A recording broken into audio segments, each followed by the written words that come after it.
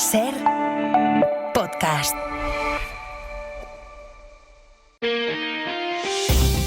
Las 7 de hoy por hoy. Ser podcast. Hola, muy buenos días. Los principales líderes europeos se han puesto manos a la obra para diseñar una estrategia común de apoyo a Ucrania ante la más que posible alianza entre Rusia y Estados Unidos. Se reunieron ayer en París, convocados de urgencia por Macron, y en la víspera del que será hoy el encuentro del día, la primera reunión entre Rusia y Estados Unidos para retomar sus relaciones bilaterales y para empezar a discutir el fin de la guerra de Ucrania y sin Europa. Eso va a ser hoy en Riad. Ayer en París fueron casi 4 horas de conclave del que salió la foto, aunque pocas concreciones. Hubo debate sobre si Europa tiene que enviar tropas cuando se consiga la paz, pero en lo que no hubo debate es en que Europa debe estar en la mesa de negociaciones. José Luis Astreola. Hola, buenos días. Ese es el mensaje que los líderes europeos junto al Reino Unido y la OTAN lanzaron justo antes de que los ministros de Exteriores de Rusia y de Estados Unidos vayan a escenificar esta tarde en Arabia Saudí el desprecio a las instituciones europeas. Eso será en una reunión bilateral para estrechar lazos entre Moscú y Washington para planear la próxima reunión entre Putin y Trump y para comenzar las negociaciones de paz en las que dejan fuera al país invadido.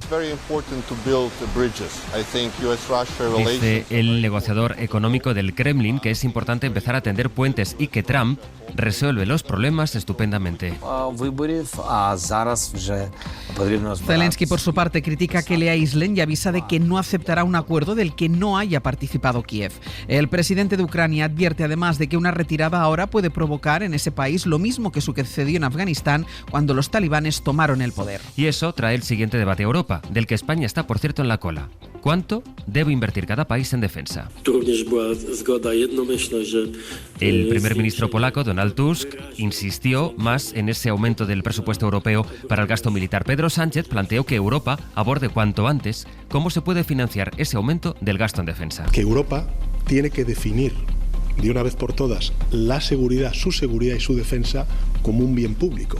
Y si es un bien público europeo, como por ejemplo el gobierno de España cree que lo es, entonces necesitamos articular mecanismos mancomunados de la Unión Europea para poder financiar y aumentar nuestra capacidad de seguridad y de defensa. Al canciller alemán, a Scholz, también le parece pronto para hablar de ejércitos. Insistió en que no habrá paz si la imponen Rusia y Estados Unidos.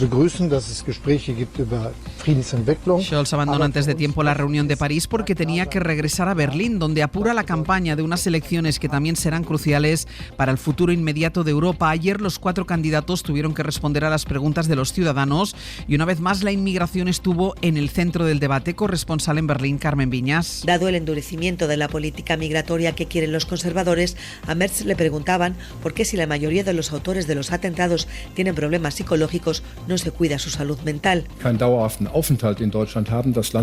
Esas personas tienen que abandonar el país. No vamos a ponernos de acuerdo, zanja Merz.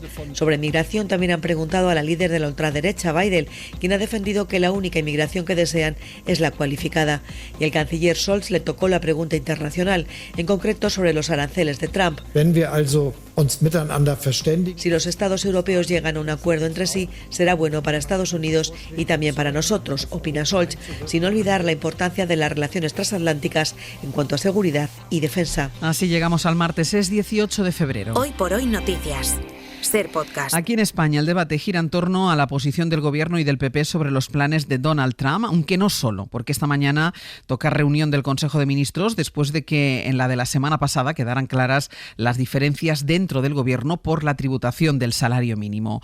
Hoy se vuelven a reunir los ministros, pero también hoy la mesa del Congreso va a aceptar a trámite las 4 iniciativas que la oposición y los propios socios de Gobierno registraron para intentar que Hacienda dé marcha atrás. Son las iniciativas del Partido Popular, Sumar, Podemos y la que presentaron conjuntamente Esquerra y Bénega, que hoy comenzarán su andadura parlamentaria. Isabel Fernández Pedrote, buenos días. Hola Ángeles, buenos días. El caso es que anoche las vicepresidentas María Jesús Montero y Yolanda Díaz intentaron rebajar la tensión. Fue en un acto público, en un fotocall, en presencia de muchísima prensa. Ambas se abrazaron, rieron y dijeron que las discrepancias se resuelven hablando. La vicepresidenta de Sumar, Yolanda Díaz, dijo de hecho que quiere mucho a Montero. Pero ninguna de las dos está dispuesta a torcer el brazo y el pulso por la tributación del SMI sigue abierto. Josué Coello, buenos días. ¿Qué tal? Buenos días. Con los socios distanciados a cuenta del SMI, hoy la mesa del Congreso calificará las propuestas de Sumar, Podemos y PP registradas la semana pasada para evitar que le afecte el IRPF.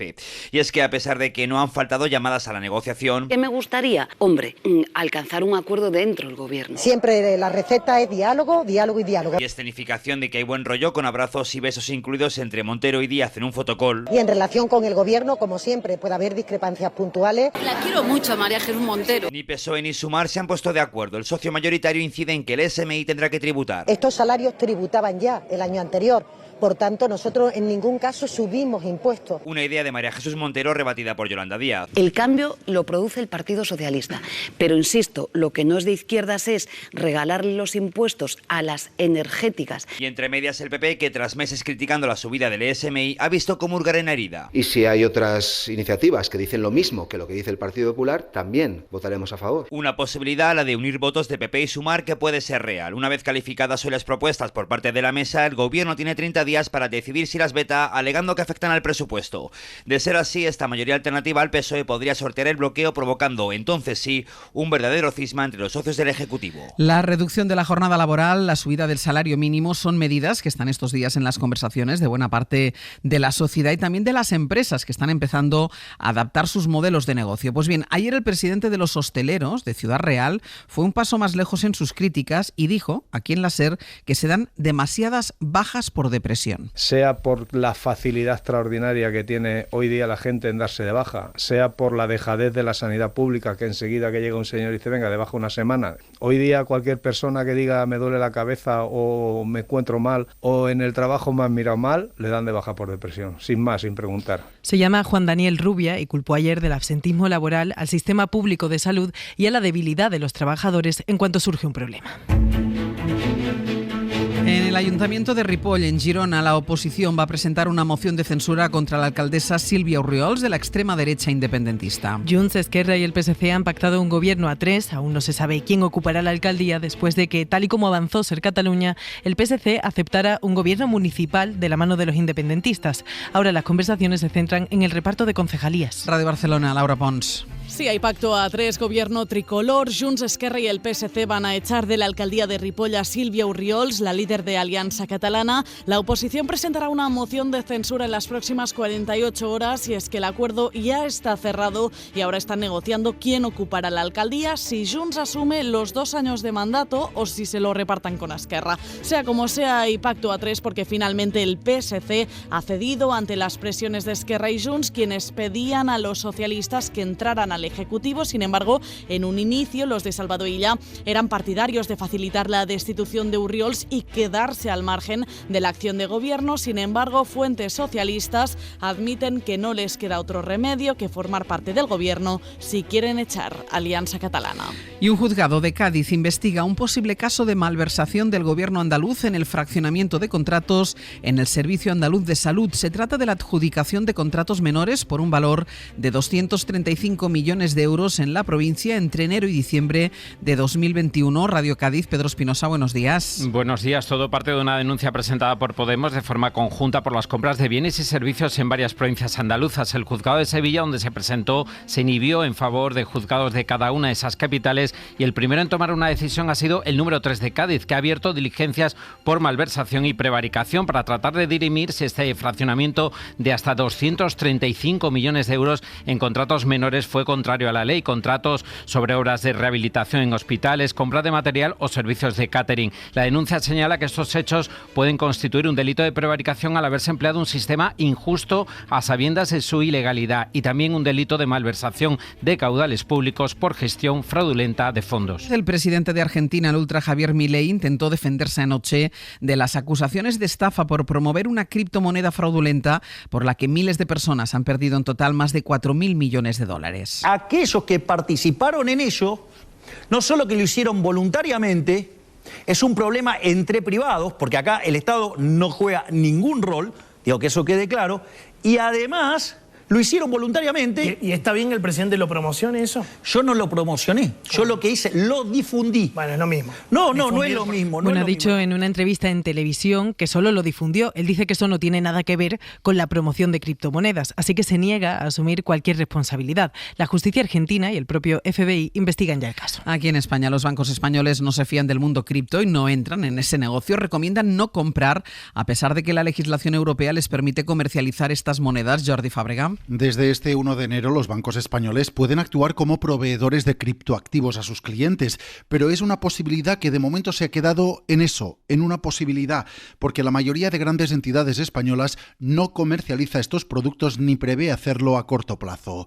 Consideran que las criptomonedas son una inversión demasiado arriesgada y que no pueden asesorar correctamente sobre unos activos que ganan o pierden valor por razones que no son económicas, decía el consejero delegado de CaixaBank, Gonzalo Gortázar. El Bitcoin pues tiene una volatilidad que todos conocemos y otras criptomonedas también, y es difícil poder asesorar sobre los fundamentales del Bitcoin. Yo no sabría hacerlo y nuestros equipos en este momento tampoco. Y en esa misma línea se pronunciaba su homóloga en Bankinter, Gloria Ortiz. Es imposible asesorar a nadie sobre algo que no tiene valor y cuyos movimientos no dependen de la economía real. Actualmente en Europa no hay ninguna ley que garantice a los que invierten en criptomonedas poder recuperar su inversión en casos de estafa. El porcentaje de bebés que nacen gracias a la reproducción asistida en España no deja de crecer año tras año. Ya son el 12% del total, según el último registro oficial del Ministerio de Sanidad. 9 de cada 10 son por fecundación in vitro, que solo practican 45 centros públicos frente a 200 privados. En la pública hay muchas más trabas, límites de edad y también de intentos. España es una de las mecas mundiales del mercado reproductivo. Marina Fernández. Basta echar un vistazo a los datos para entender lo complicado que es en realidad tener un bebé a partir de los 40. Apenas 1 de cada 10 in vitro acabaron en parto en España a esa edad. Este rato de facilidad reproductiva que les conviene también a las clínicas, ¿no? El que pensemos que, aunque tengamos 30 y largos, 40, vamos a poder conseguir ese embarazo y ese parto. La periodista Julia Bertrán habla en su libro Querida desconocida de su experiencia a la vez que desentraña el mercado reproductivo en España. A partir de los 35, la fertilidad cae en picado. Muchas mujeres reciben además transferencias de embriones que no van a prosperar, porque en la pública no es habitual la prueba genética que analiza sus posibilidades. Joaquín Llacer es vicepresidente de la Sociedad Española de Fertilidad. Ahí la tasa de éxito es de un 50%. Evitas todo el componente de tiempo y el desgaste emocional de someterte a transferencias que no van a dar lugar a un recién nacido. La lista de espera en la pública para una in vitro se estima de 1 año de media. La SEF reclama más formación e información ciudadana sobre las barreras para procrear y más políticas sociales y económicas que favorezcan la natalidad en edades fértiles.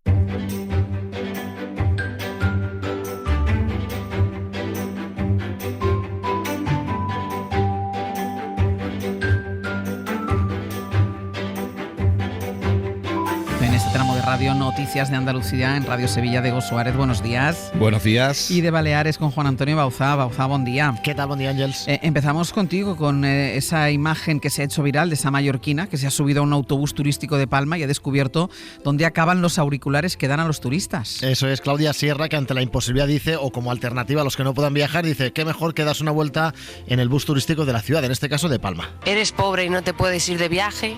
Pues te vas al bus turístico de tu ciudad, te das una vueltecita y aquí no ha pasado nada. Que viene. Así empieza el vídeo, que tiene cerca de 80.000 visualizaciones y miles de reacciones, cuando descubre dónde dejan los turistas los auriculares que te dan en estos autobuses. ¡Pero mira qué guarros! Mira dónde tiran los cascos. ¿Serán cerdos? Y es que hay una de las marquesinas de autobús con su techo lleno, literal, de auriculares que los turistas lanzan desde el autobús antes de bajarse, porque igual bajarse y tirarlo a en una la papelera pues es mucho más costoso, claro. Claro, da mucho más trabajo.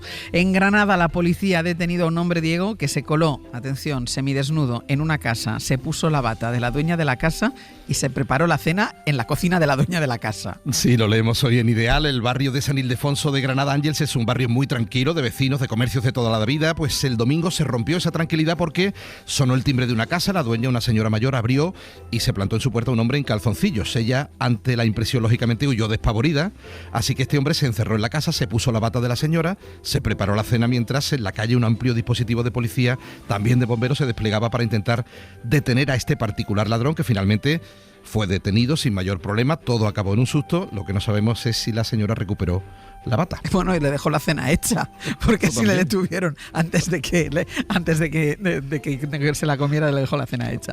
Y este sábado en Almería se va a celebrar, Diego, el Día Internacional del Tomate. Sí, Almería pasa por ser la huerta de Europa y está preparando un gran evento con La Voz de Almería, Ser Almería, para reivindicarla como la capital mundial del tomate con el permiso de los Palacios y también de Murcia. Será este sábado en la Rambla, todo Ángels a €1. Gazpachos de los mejores cocineros almerienses a €1, desayuno saludable por €1, tapa con cerveza Cruzcampo por €1, bolsa de tomate por solo €1. María del Mar Vázquez es la alcaldesa de Almería. Que es un acto solidario en el cual van a ir destinados los fondos a la asociación Altea y a la asociación ANDA, así que es una reivindicación lúdica y desde aquí queremos que todos los almerienses disfruten de este día en el Día Internacional del Tomate. Bueno, pues habrá talleres infantiles, estará por allí la mascota Tomatal y hasta te puede tocar, Ángels, el pan que consumas durante todo un año para que no te falte pan con tomate de Almería.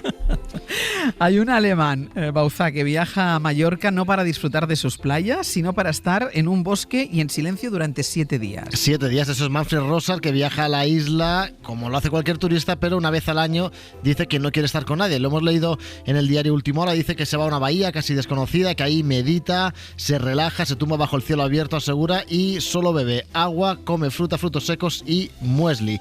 Su mujer dice que, bueno, pues no le queda más remedio que aceptar esta iniciativa de su pareja. Dice que lee un libro, que medita, que reflexiona y la pareja, leemos en la noticia, lleva tiempo dándole vueltas a la idea de mudarse directamente a la isla.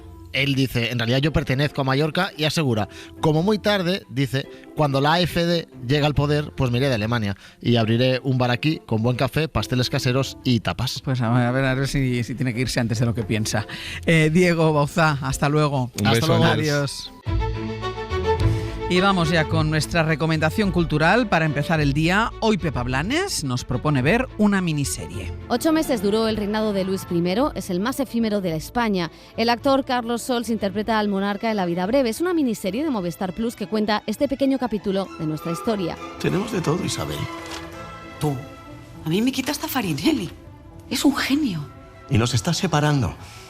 Y desde que está aquí no fornicamos. ¿Pero por qué me aburro, Felipe? Cristóbal Garrido y Adolfo Valor hacen algo complicado y que merece la pena descubrir. Usan el humor gamberro en una comedia histórica y de paso rememoran y nos acercan a uno de los episodios más complejos y desconocidos de nuestra historia. La historia de unos reyes, pero sobre todo es una historia de unos perdedores y de unos tipos que intentaron ser felices, intentaron ser libres y la corona pesaba demasiado para ellos, ¿no? Y ahí es donde nace el conflicto y la comedia y el drama. En realidad, en esos 6-7 meses pasaron cosas que pasaron por primera vez. Una es una abdicación, que no había pasado nunca, y otra es que luego un rey volvió a reinar, que esto es otra cosa que no había pasado nunca y no ha vuelto a pasar, que es un rey que reina 2 veces. Los Borbones liándola, Leonor Walding como Isabel de Farnesio y una corte caprichosa y despreocupada, mientras el país se dividía por clases sociales y por territorios. Un divertimento que además permite aprender historia. Para no perderte ningún episodio, síguenos en la aplicación o la web de la SER, Podium Podcast o tu plataforma de audio favorita.